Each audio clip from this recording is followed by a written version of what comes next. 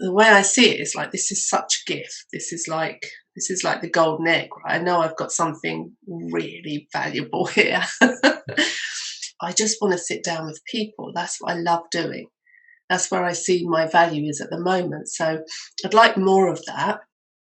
And what I personally love about what shows up through other people, I feel truly that we talk about the individual having wisdom and clarity, but if everyone Mm, has wisdom and clarity, what if the wisdom and clarity that I'm searching for shows up in you? yeah, Thanks to this absolutely. conversation, I hear it Yeah, and think to myself, or not even think to myself, but feel into your wisdom and clarity, and then yeah. go, yeah, yeah, You're sort of putting out the intention, and I'm kind of like reflecting it back at you because we're all the same thing. But, exactly. yeah, Yeah. absolutely. And for someone to tell me that I'm going to deal with this, cope, the word cope, I'm going to cope with this for the rest of my life, then I'm not going to be fixed. Hi, Dave. I'm Jessica Smith, and I'm from the Healthy Mind Coach. Jessica Smith, thank you so much for being here. I'm Dave Fry with the Space Between podcast.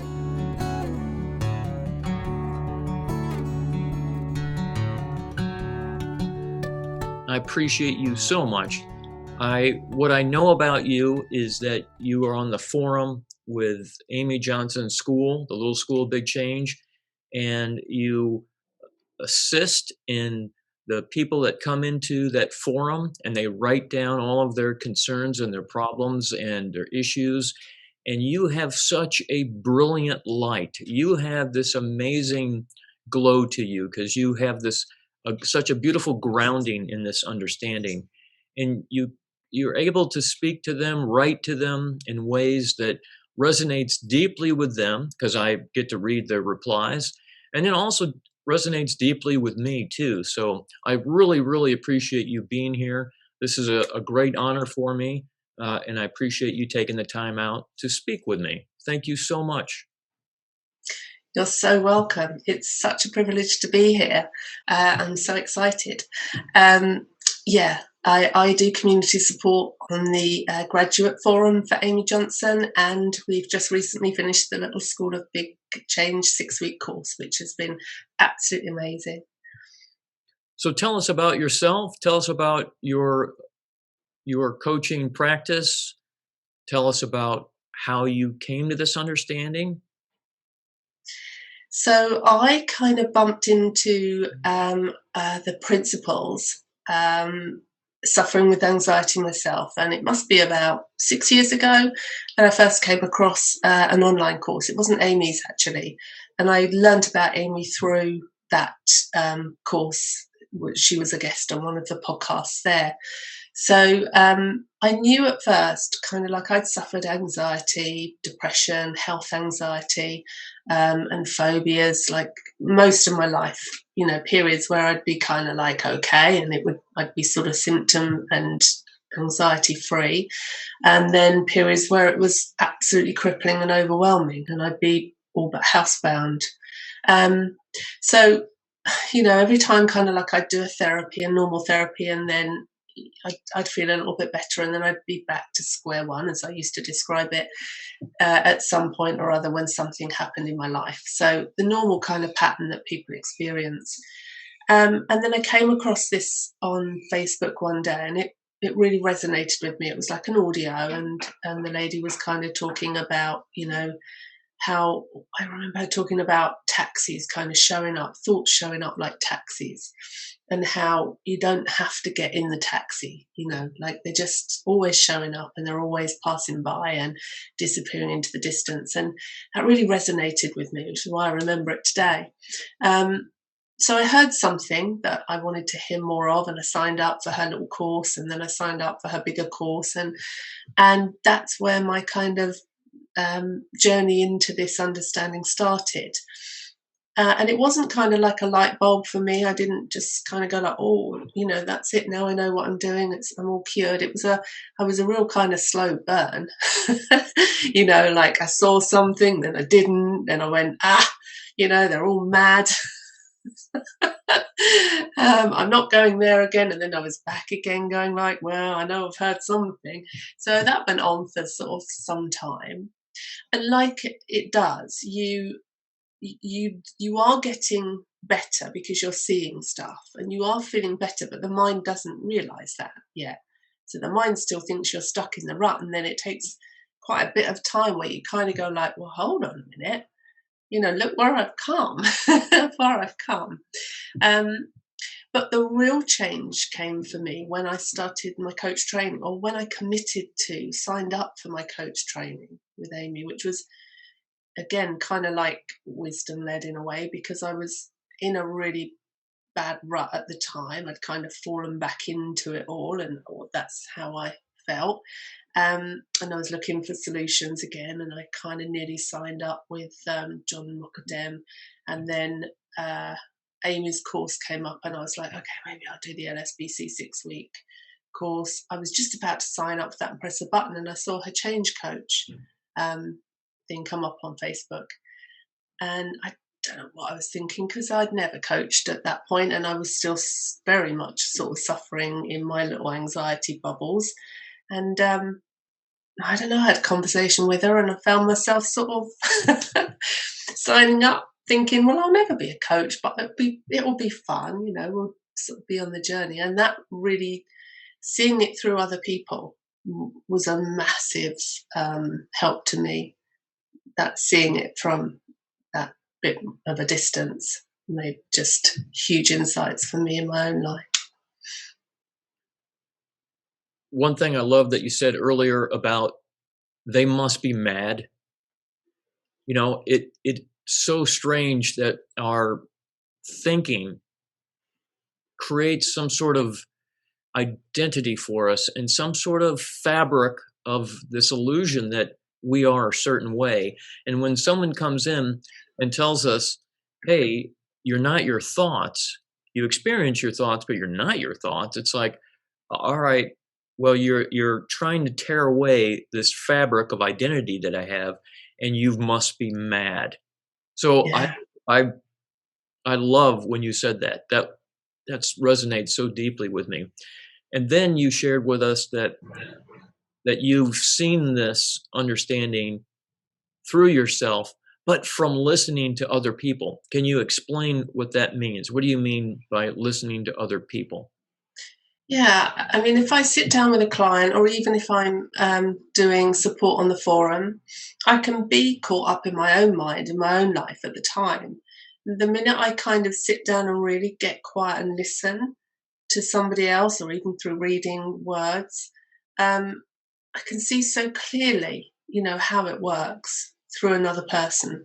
For me, that's been the biggest thing that's made a difference for me, because I see how clearly it works for everybody that I've communicated with. And through the school, that's quite a lot of people.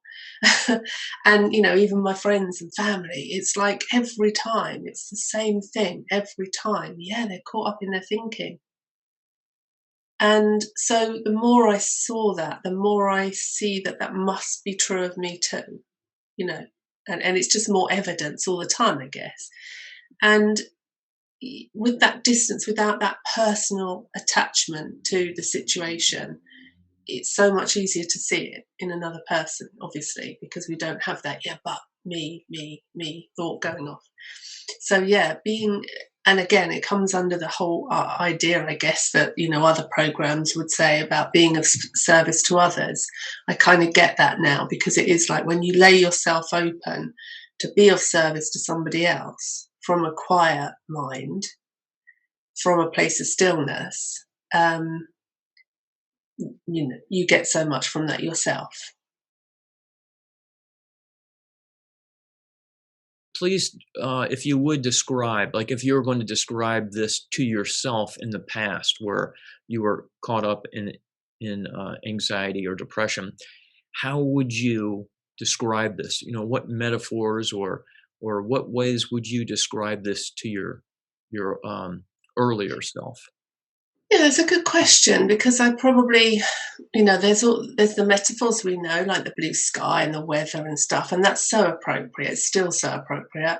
Or I love Amanda's description of the kind of invisible ink, that our thoughts are made in invisible ink that disappears so shortly after we've experienced the thought. Um, but of course, back then I wasn't aware of those metaphors. And I guess they probably would have sounded detached from what I was experiencing, because when you're caught up in anxiety, um, your mind is so busy and so shut down that sometimes that can seem a long way away from your experience. As I said about the taxis coming through, though, that resonated with me. So again, I guess it's just what you hear at the time that happens to resonate. Like, the weather kind of energy moving through I find really comforting, because it is like a storm that rises up in you, that anxiety, like it builds and it builds as you add to it, with the kind of like resistance. So like the weather metaphor is great for me, really, just knowing that it passes with such a comfort, because I don't know about you, but there was always a feeling of permanence to it, and an escalation, like this is going to get worse. That's was the story, that will come up. What if this gets worse? What if it gets catastrophic? There was never really an understanding that it had to pass by the nature of it, by the way it's designed. It has to pass. And that's been massively comforting to me. And I think if I'd have known that, years ago, and also the fact that it's safe, it's a safe experience, because it doesn't feel safe. No, it does not feel safe at all. Mm. Yeah, I love what you're saying. And it's a tough question to just try all of a sudden, like, wait a minute, you want me to explain everything that I know in a matter of a few sentences? So it is a Yeah. tough question to try to get this across to people who may be caught up in anxiety or any type of suffering whatsoever. I think the most important thing, if I was to sort of summarize it, and like you say, it's really hard to summarize it, because the beauty of sitting down with someone in a one-to-one coaching session is that they tell you what's showing up for them. And there is such a uniqueness to our experience that, we can hear other people who have got different problems, but we've kind of got a mind that's going, but it's different for you. This thing, your problem, that's different. No, let's see, no one else has got that problem. There's something wrong with you, And so that uniqueness is, for me in the beginning, it was really big for me to be able to share that with other people and with a coach, and for them to kind of say, no, that works too. No, yeah, even that, it's still made of the same stuff. It's still safe. It still isn't who you are. And I think that's when you sit down with another person and they share with you what's showing up that they think is so unique, then you can kind of use the appropriate, because it's very wisdom led, isn't it? When you're with someone, then what comes up for me isn't really coming from me. It comes, like you said earlier, it comes through. What they need to hear comes through me in that moment. So, but the most important things I think that I could have heard would have been that, and I did hear from one person, was that I was not unique and not special in any way, neither good nor bad. That was like, oh, but I have a very complicated case. I'm not sure you're right about that, but we're not. We're all the same, and that these feelings pass all by themselves, and that this experience that you're having, no matter how bad it feels, is completely safe. And I think those things I would have loved to have heard sooner. Me too. I would Yeah, have loved to heard that on the very first day. But yeah, strangely, the standard psychotherapy doesn't come from this understanding. And no, it would be really helpful if they would invest some time and effort.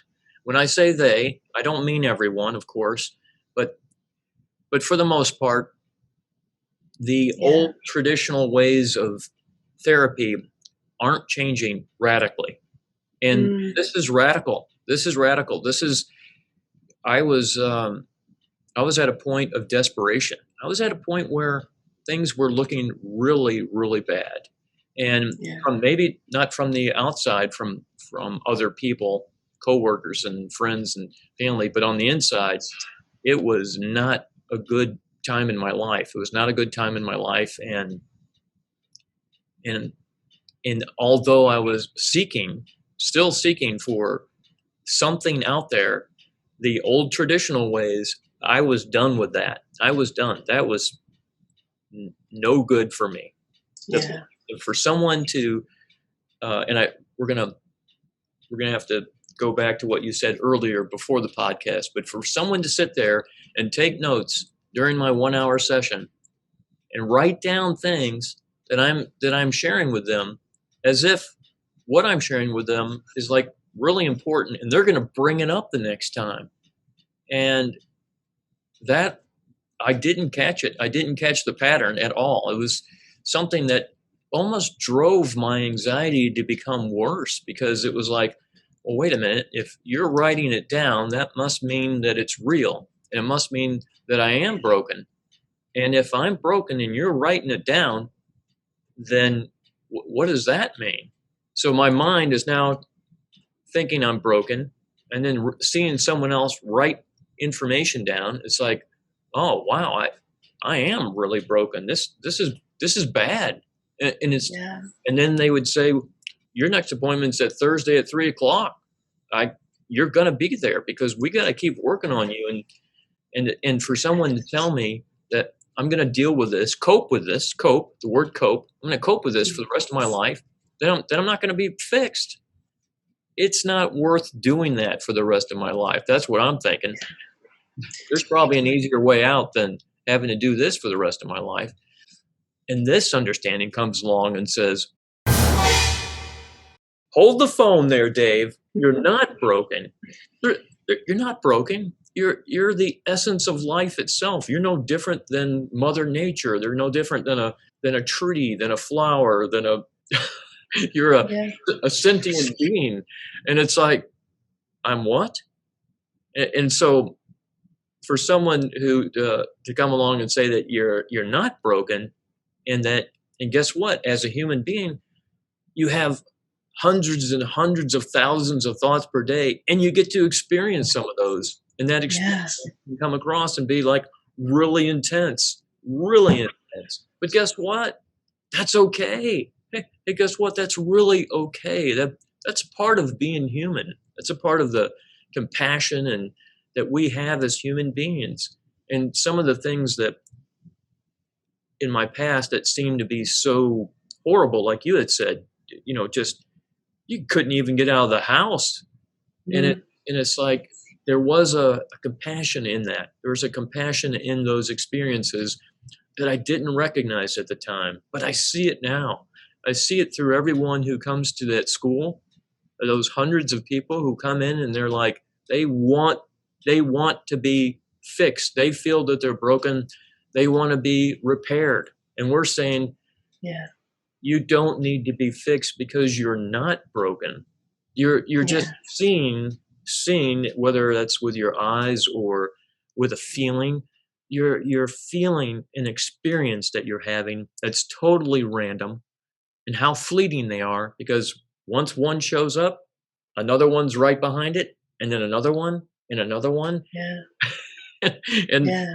some of those thoughts show up and we think, oh, this one has a lot of feeling behind it. This one has a lot of energy behind it.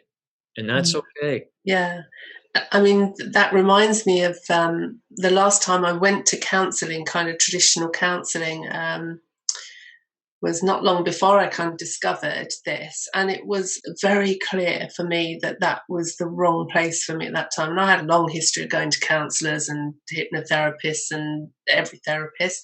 And, that's not to say that they weren't useful, because I obviously got something from it at different times. But there was always the going back to needing help again. There was never really the lasting change that I was looking for, that we're all looking for. And the last time I went, this counselor just kind of said to me, I mean, I kind of gave her the whole, story of I'm broken, I'd kind of completely given up to the fact that I was a complete and utter wreck. And she kind of agreed with me and said, like, yes, I think you're going to need, to be in counselling for like a good couple of years. And I just thought, you know what? The last thing I need to do right now is to go back and look at all the painful experiences of my life for the next few years. It was just a really clear no, no, no, no. There's nothing for me dwelling in that old stuff. Because, for me, I don't know about you, but going over old things, I could talk about them forever and still never feel cleansed of it, and it kind of like counselling goes back to like, let's have a look at that and then we can bring it into the light and then it will be gone for good. Well, it didn't work that way with me, because when I thought about it, I felt it. And then the more I felt it, the more I wanted to talk about it, because it was hurting again. And so it was not a really good therapy for me, although I did a lot of it, as we do. And then coming into this and kind of seeing that, like, that stuff happened, but it isn't happening now. That stuff happened, but it didn't define us.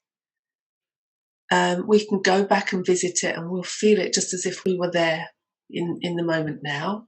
Yes. We can leave it there and move back to this present moment, because that's where we are now. And the past has no power over us in this moment now. And again, that's been massive for me, because I was very connected. So I thought. I always kind of say so I thought, because that's how I experienced it then, but it's not true. Very connected to the past. I wanted to keep going back and getting in there and trying to make sense of it, or even just be there. I don't know. It's weird. But, but I don't feel the need to do that now. I can look back with fondness, even about the darker times. I can look back without judgment on myself or those, that were also there. So again, massively important to see that this connection we have along the linear path of our life is made up and not real.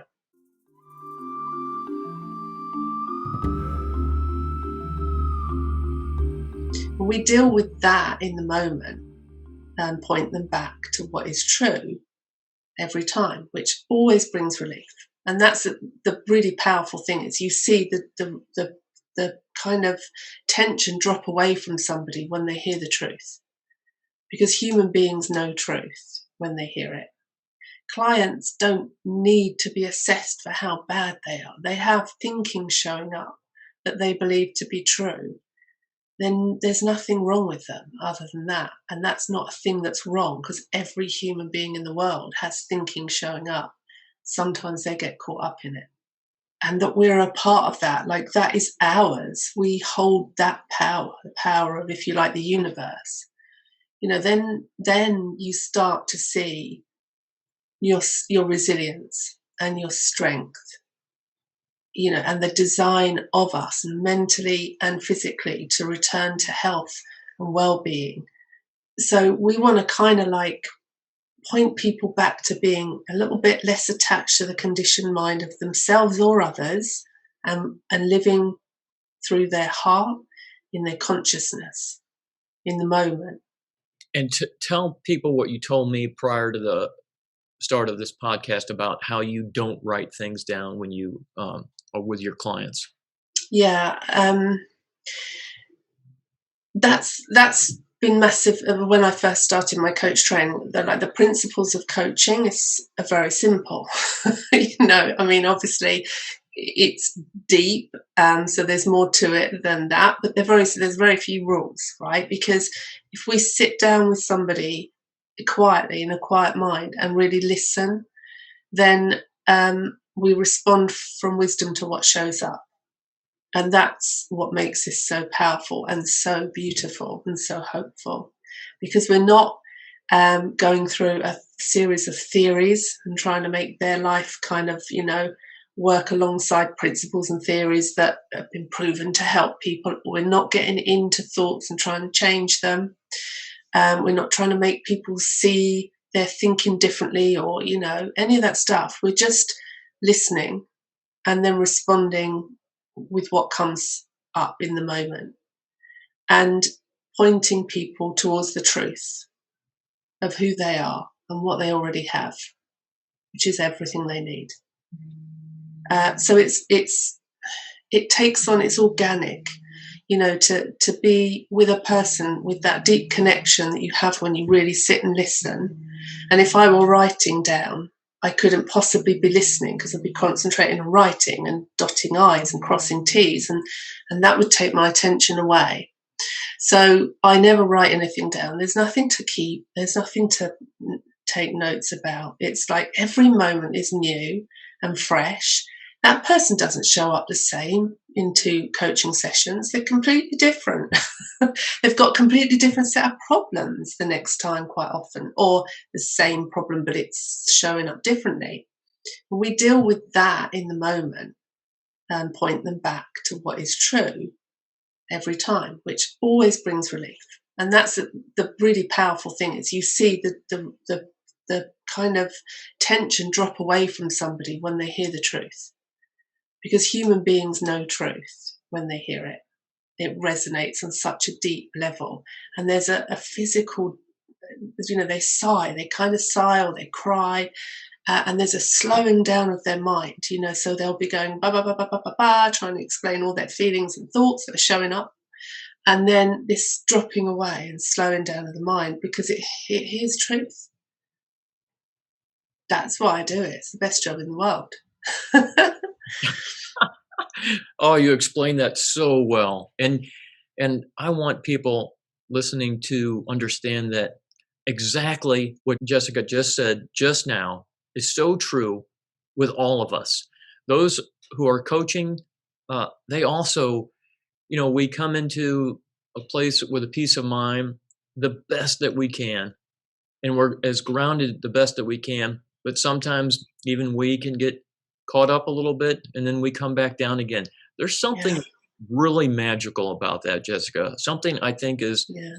way beyond my pay grade. There's something about that going in and coming out, that being grounded and calm, and then coming back out of that and then back in. There's something about that that I find is just astronomical. Something, it's like a heartbeat. It's like a, Yes. a pulse or a wave, or at one moment you have thoughts that seem to be so busy, but then there's those gaps in between the thoughts. Mm. Some people even call it the space between Yeah. thoughts.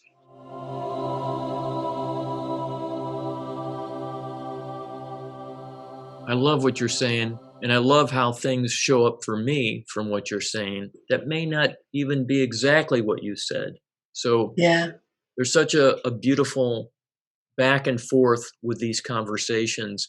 And what I personally hear from what you're saying is personal for me. And I love how you said, there's that sigh. You can be with a client and you can see their face. That's why Zoom is so important. Mm. Um, you can see their face. You can see their busyness, and then all of a sudden you can see where this thing runs out of things to say, and there's this Yeah. calmness. There's this peacefulness, like the water Yeah. settles and it's really calm. And that's so fun to experience a moment of calmness with someone else. To Yeah. see them come in the conversation wound up, and then to see that unwinding happen right before your eyes. And it's like, oh, if there's a way to try to describe that with our words for other people, you know. I mean, I think it's important, kind of like people often think, and I often get called like a counselor, but I'm not a counselor, I'm a coach, and it is different. And I think the coaching relationship is different because it's a very equal relationship, I would say. Like for me, my experience of having counselors, and some of them have been wonderful and lovely, but you do feel a little bit like you're there to be judged, not in a bad way, but they're there to kind of like assess you and kind of see, like, oh, how bad are you? And they even get you to fill out a questionnaire so they can see how bad you are. when you get there, don't they? That kind of like thing that, determines, are you really depressed or just a little bit depressed? Clients don't need to be assessed for how bad they are. They have thinking showing up that they believe to be true. Then there's nothing wrong with them other than that. And that's not a thing that's wrong, because every human being in the world has thinking showing up. Sometimes they get caught up in it.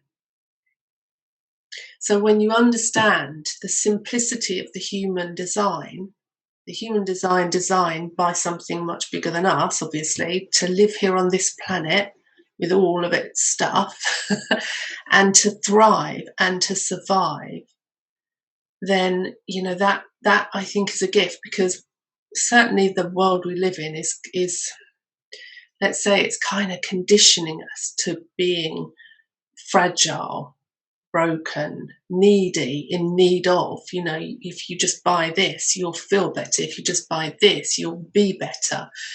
And that's done to make rich people money. And that's it in the main. So when we kind of get to see that that's how our mind has been soaking up that stuff for, most of our life now with the media age, and certainly young people, why wouldn't we believe it to be true? Yes, you need this, you need to be more attractive, you need to be thinner, you need to have bigger boobs, bigger lips, blonder hair, be richer. None of that's true. You never feel better because you have more of those things. You just look for more afterwards, because that thing that thinks it needs something is never satisfied, because it's not a real thing and it's not who you are.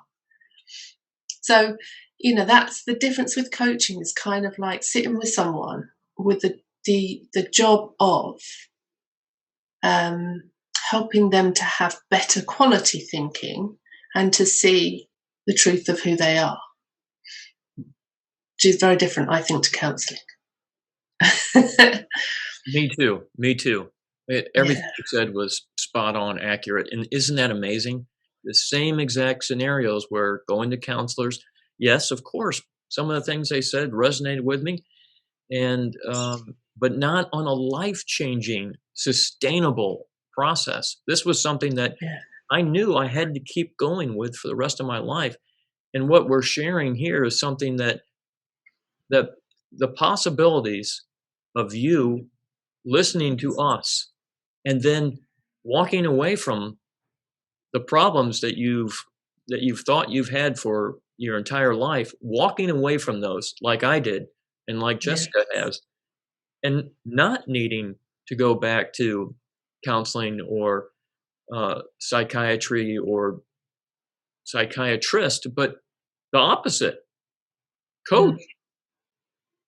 Mm. I mean, Yeah. that's the awesomeness of this understanding of realizing who you are innately, who you are beyond thoughts or in front of thoughts or in Mm. between thoughts. And again, my words may not do the understanding justice, but at the same time, there's nothing more powerful for me than this understanding. It changes everything, everything. Yeah. Yeah. It really does. Knowing, that this individuality that we feel that we have, when we see that we're connected to something much bigger, much more expansive, and that we're a part of that, like that is ours. We hold that power, the power of, if you like, the universe. Then you start to see your resilience and your strength, and the design of us mentally and physically to return to health and well-being, in spite of whatever shows up, like the healing ability of the mind, body, and the innate well-being of the spirit is such power, really, that we don't know. We sort of become detached from that in our thinking mind, and reconnecting to that is such a beautiful thing.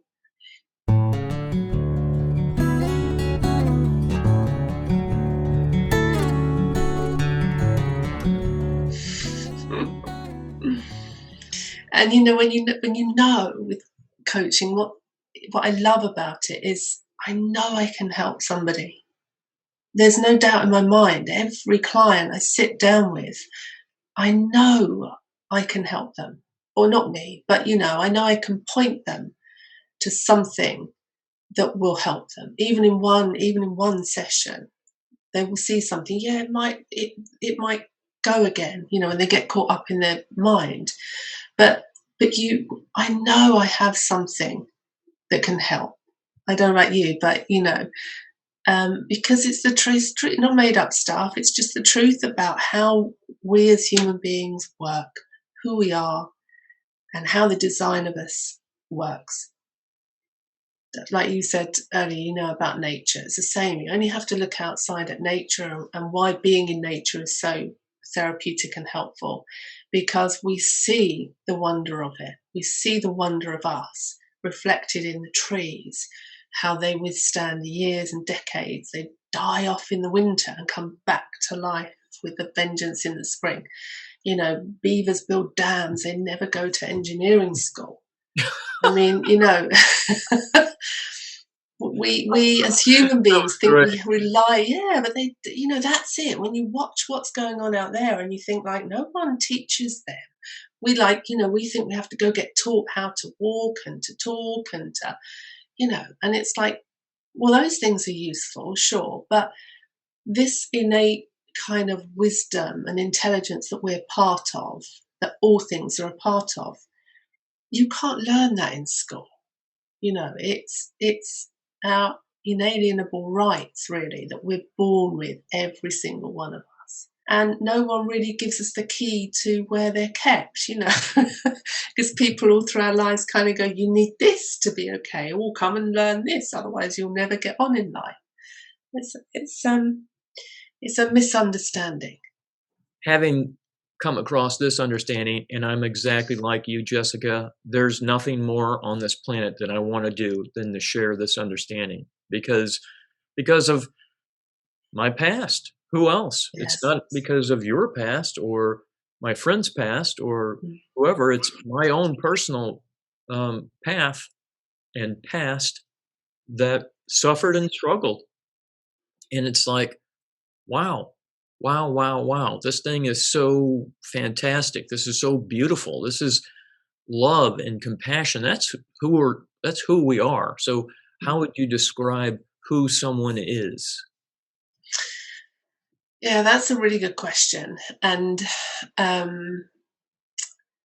when you kind of like just come into that cold, so if you're struggling right now with anxiety and stuff, and you're really in that and you're really caught up in it, to consider that you might not be that ball of thinking and life experiences and future predictions is really alien. Like, what else is there? Because in that caught upness, we don't experience the rest of us, the truth of us. So the best thing, like the thing that sort of resonated with me, like you sort of pointed towards, was this space between thoughts, this space where when we're quiet, when we're sitting maybe in nature, when we're in a quieter moment, there's just okayness. There's just a moment of stillness. That's where we get to have a feeling for who we really are. So that quietness, the stillness of the mind, when it does slow down, and normally there's some sort of thinking coming through, even that thought of, oh, this is nice, this feels good, in a quiet moment, but there's less thinking when we feel that, when we feel more connected to our true nature. And that moment gives us a little into who the possibilities of who we really are, because I'm not sure where the limit is. Do you know what I mean? So, like, if I was to quietly close my eyes and sit in a fairly quiet mind, where would I end? Would you be able to kind of pinpoint where you ended if you were sitting really quietly, closed eyes, really still? Do you know what I mean? You get that feeling of there's not necessarily a boundary to your being, your energy. So you can find it in the body. You kind of like home in on your foot. You can feel the light, the aliveness in there, sort of tingling or whatever it shows up as. You concentrate on your left hand, you'll feel the aliveness in there. If you have health anxiety like I did, you'll find it all over your body at different times. And you'll think, oh my God, it's a heart attack, or that's just the energy, just being vigilant and finding energy popping up in different places. And that energy is running through us, running through every living being.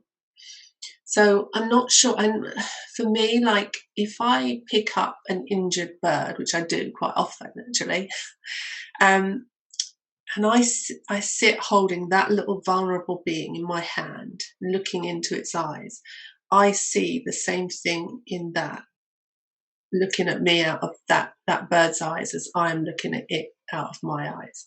That connection, that love, if you want to call it that. It's hard to put into words, but there's something that connects us to other things in a moment of stillness and compassion and non-judgment and that sort of thing from a quiet mind. That's kind of looking towards who we really are. And I don't even know where we kind of end, because we are life energy. We're made of life energy in a physical form, in a physical machine-like form, body, mind, psychology. But that's not who we are. We're the electricity. We're the stuff like the computer that brings it to life. And the electricity runs through all kinds of things in my house, not just the computer.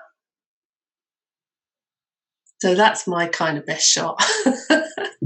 I love, again, at the very end, you said the essence of who we are is the electricity.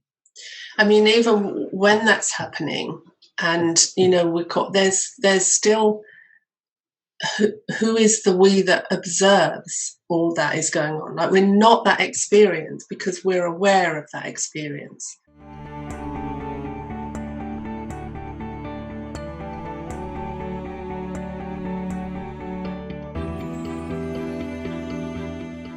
And that experience, I just want to point out, is just energy moving through, because we're the one observing it. And that's where to get curious about, because when we want to solve this problem. So we're looking at this ball of thinking all the time.